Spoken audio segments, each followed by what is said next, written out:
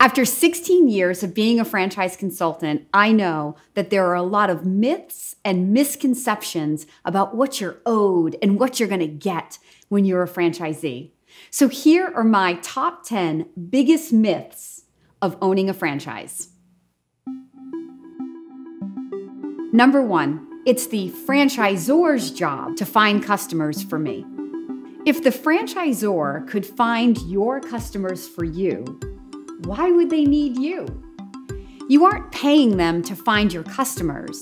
You are paying them to tell you who the customer is, how to cost-effectively reach that customer, and how many customers you will need in order to have a positively cash-flowing business. Finding customers is what owning a business is all about. Number 2, build it and they will come. This myth is very similar to the thinking that you don't have to advertise or find your own customers. These are very dangerous thoughts, because if you have a false expectation that you can open your doors and people will come to you, you will blame the franchisor, the location, the competition, or anything else when the people are not showing up. Owning a business is about owning it. Yes, you can enjoy the customers who do walk in, but you should also be executing marketing plans, referred lead programs, and community sponsorships to build your own loyal following. When you learn to own your lead flow, you will feel in control of your business. Number 3, prior experience is important to be successful. Franchisors are not looking for widget masters. They are looking for people with general sales, management, and operational experience. They can teach you how to position a product or a service or the basics of running their operation, but they can't teach you how to love to cold call in a sales environment or inspire a team of young employees to work hard for you. They can't give you a competitive spirit that will drive you to overcome obstacles and compete to win. You can hire for experience, but you need to have the mind and commitment of a champion to be successful. Number 4, it's the franchisor's fault when a franchisee fails. I have resold a territory where the first person I placed failed, and the second person I placed went on to become Rookie of the Year in that same territory. I have met franchisees in the same system who barely get by, and others who grow to multiples and are enjoying all the freedoms and benefits of franchise ownership. The difference between those who do and those who don't in a franchise is following the system, asking for help, staying the course, growing into business ownership by improving skill sets and mental discipline, and always keeping a positive attitude. It's usually not the franchisor's fault when a franchisee is not successful. Number 5, franchisors get rich at my expense through royalties. It is true that franchisors make money through your royalty stream, but you need them to make money because that's how they are going to grow your opportunity.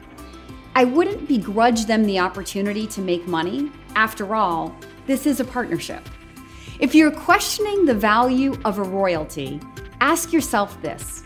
Let's say that the royalty is right in the national average and is 7% of gross revenue.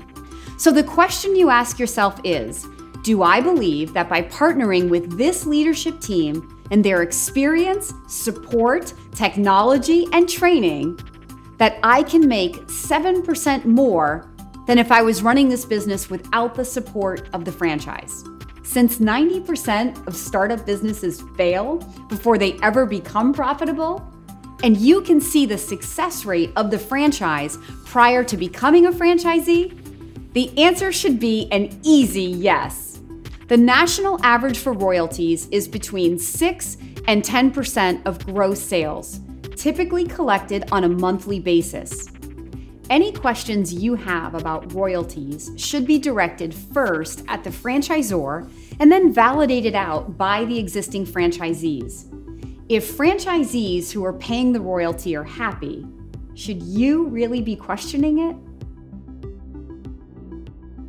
Number 6, I should use earnings claims to make an investment decision. An earnings claim is not a reason to invest in a franchise. And more importantly, it's not a reason to walk away from an opportunity. These are numbers on a page. And until you bring them to life by talking to franchisees, how can you judge them?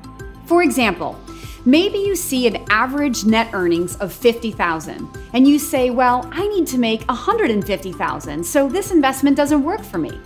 But what if, when you meet owners, they tell you they put in $200,000 to start the business and are working 5 to 10 hours per week to turn that $200,000 investment into $50,000 per year of net income? Is that worth your time? Where else can you get a 25% return on investment? And oh yeah, those same franchisees may tell you that they own 6 units each. Is $300,000 in relatively passive income worth your time? An earnings claim is a nice bonus to give you some place to think about the financial opportunity of a franchise, but by no means should it be used to limit your thinking about what's possible or to walk away from an opportunity. Number 7, franchisees don't own their business. A franchise is a proven business system that gives you a business plan, marketing support, training, technology, and mentorship. When you are awarded the opportunity to join the franchise, it is your business to make or break. It is your business to build and sell. It is your business, period. Number 8, inconsistent validation on earnings is a reason to not invest in a franchise.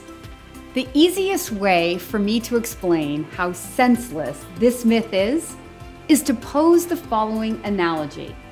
If you and 5 friends join a gym on New Year's Day, and you all hire the same personal trainer who gives each of you the same plan, do all 6 of you reach your fitness goals at the same time? Do all of you even reach your goals? If you don't, does that mean that the gym is not a good place to get in shape or that the trainer's workout was not effective? Of course it doesn't. The gym is the place to get in shape, and hiring a trainer who can give you an effective fitness plan and support you throughout your journey is one of the most effective ways to reach your health and fitness goals. So why then doesn't everyone who joins the gym and hires a trainer get in shape at the same time? Because individuals vary in genetics, commitment, focus, intensity, follow through, and goals. Well, the same is true of franchisees. What each owner does with the opportunity given to them is 100% on them.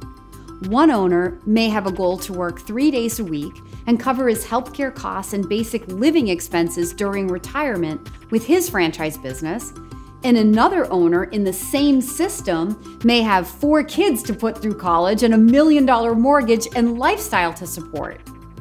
Both could be very happy with their results, but both could have very different outcomes.